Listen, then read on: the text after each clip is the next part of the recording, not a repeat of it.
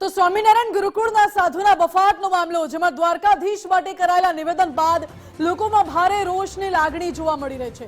આ મુદ્દે સાંસદ પરિમલ નથવાણીએ પણ સ્વામીના બફાટને લઈને નિવેદન આપ્યું છે। સ્વામિનારાયણના સંતે ટિપ્પણી કરી તેને વખોડું છું અને દ્વારકાધીશ છે, રહેશે અને હંમેશા માટે રહેશે। દ્વારકાધીશ ભગવાન હાજરા હજૂર છે। દ્વારકાધીશ સામે ટિપ્પણી તે બહુ દુઃખદ બાબત છે અને એ લોકોને દ્વારકાધીશમાં વિશ્વાસ નથી તેવું પરિમલ નથવાણીનું કહેવું છે।